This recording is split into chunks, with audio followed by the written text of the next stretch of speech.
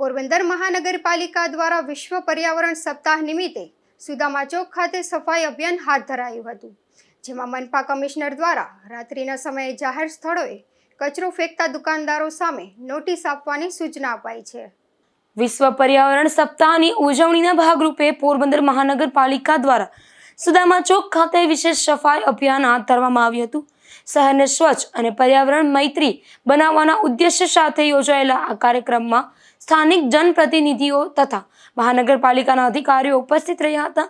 આ પ્રસંગે વિસ્તારમાં સ્વચ્છતા જળવાઈ રહે તે માટે ખાસ ભાર મૂકવામાં આવ્યો હતો।